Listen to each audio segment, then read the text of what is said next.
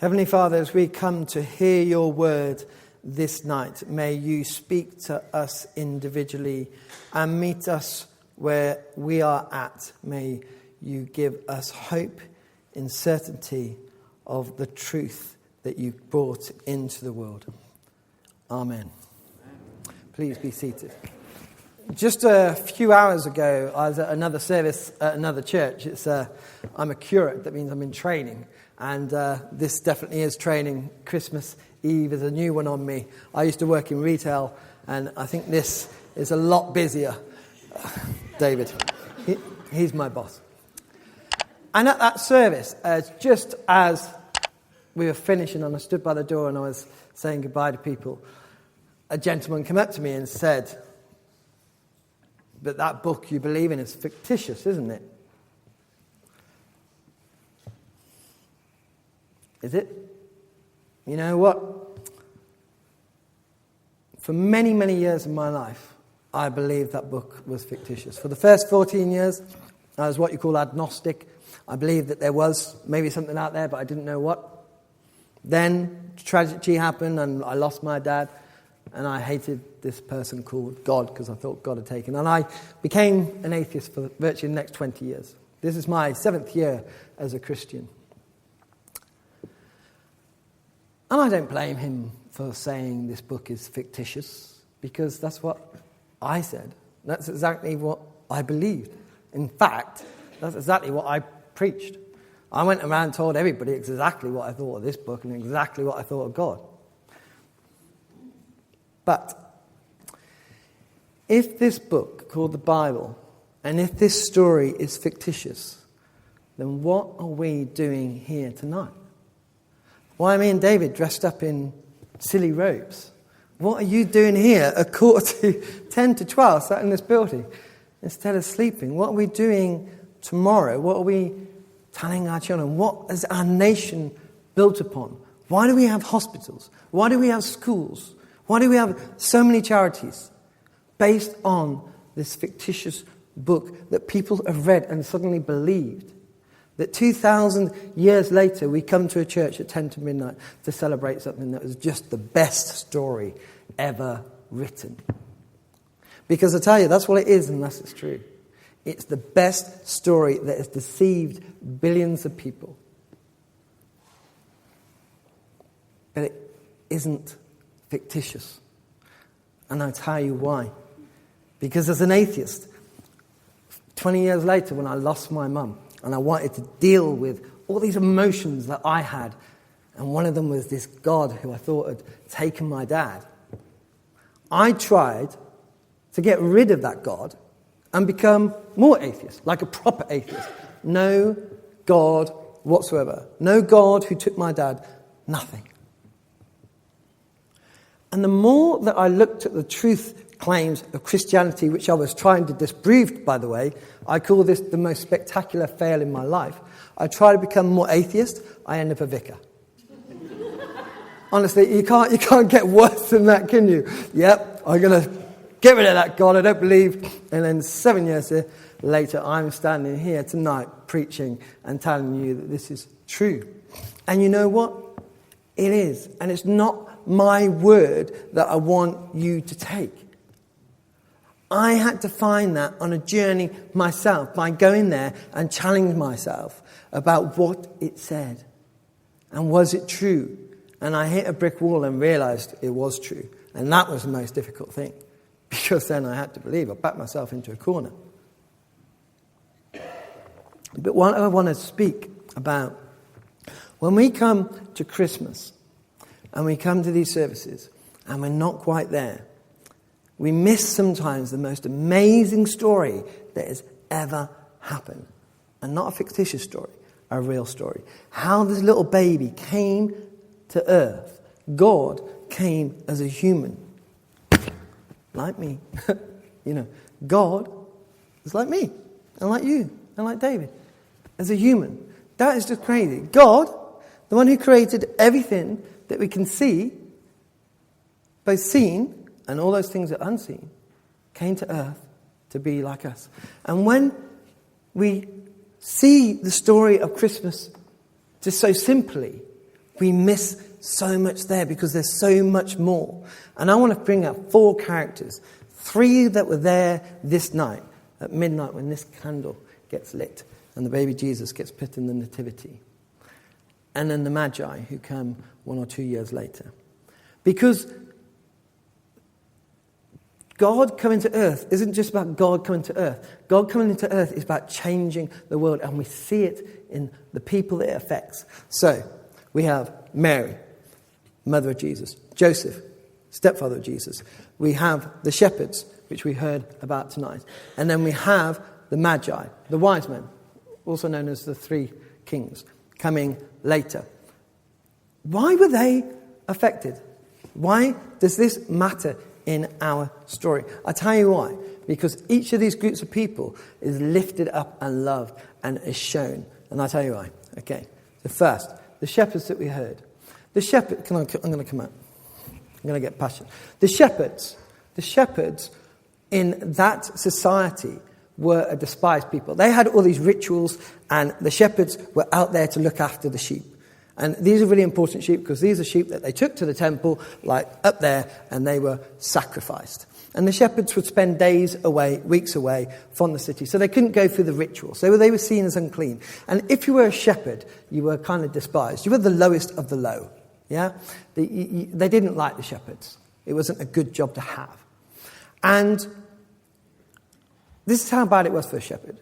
If a shepherd saw an act of crime, he could not be a witness. Get that? He sees someone getting murdered, and they wouldn't take him as a witness because of who he was. That's how despised shepherds were.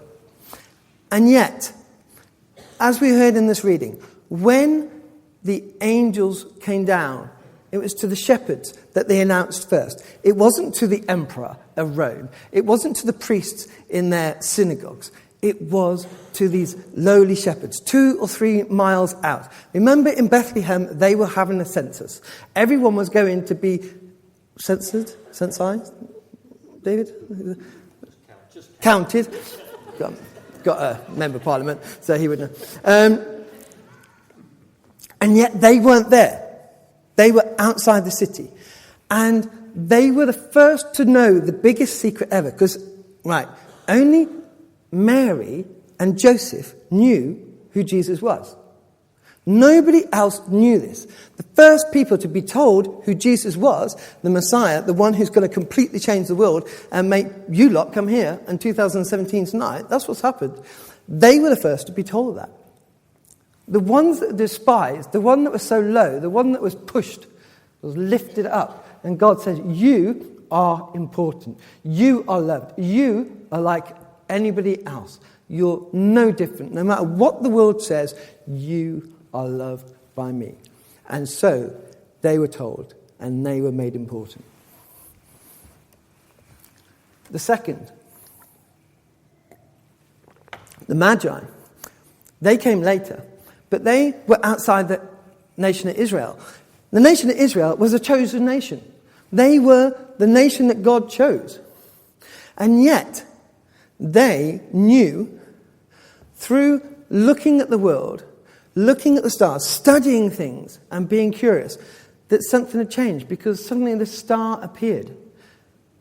And they're the only ones outside Israel, not people from the chosen nation. They're the only ones from outside the nation of Israel who travelled such a long way to come and meet the Messiah, the one outside.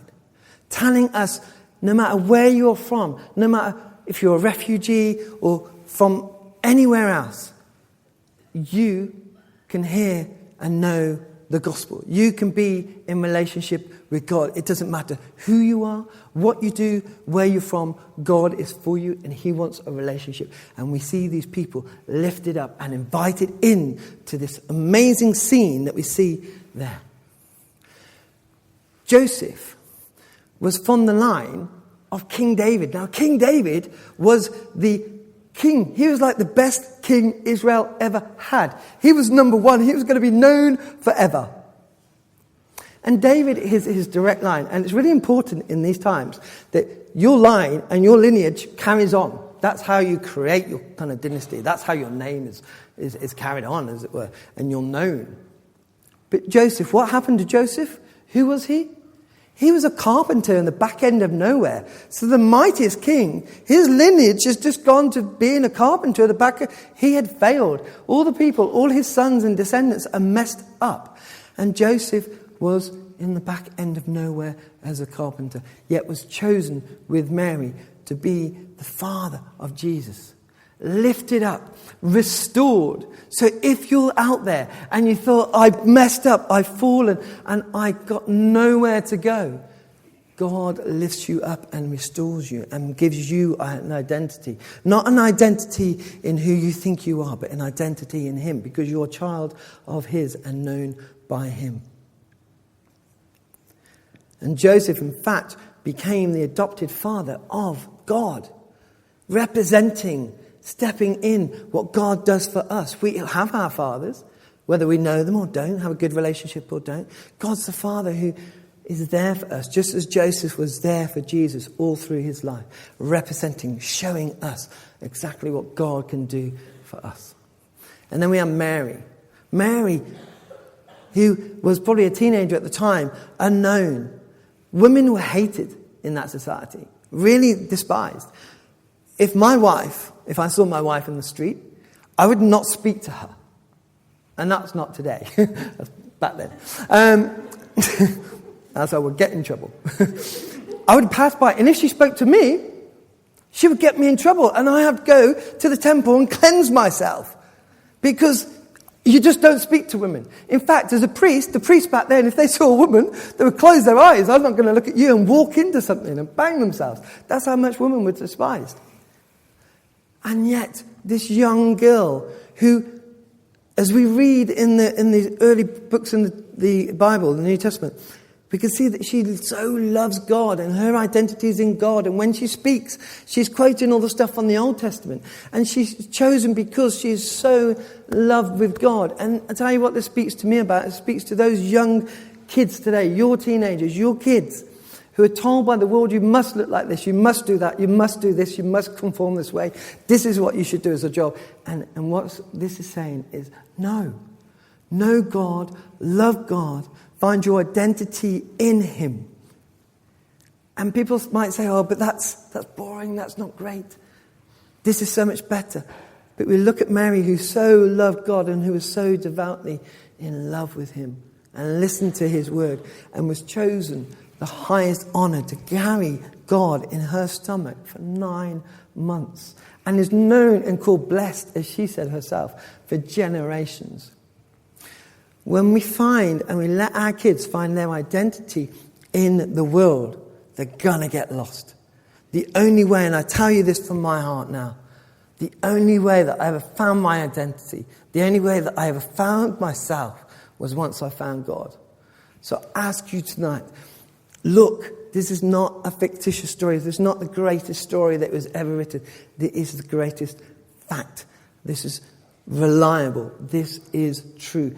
And it's not a God who completely can change the whole world as we know it. It's a God that completely changes individuals. A whole world and an individual. So tonight, tomorrow, celebrate Christmas. Enjoy your families. Feel that love. But over the coming time, maybe in the new year, commit to go, you know what, I'm going to see if what that guy said that night is true. Because I based my life upon it. I really have. I based my life at that being true. And I can't see that it isn't. So, January the 1st, there's your challenge. See if what I'm saying is true. And then let your life be changed as well. Amen.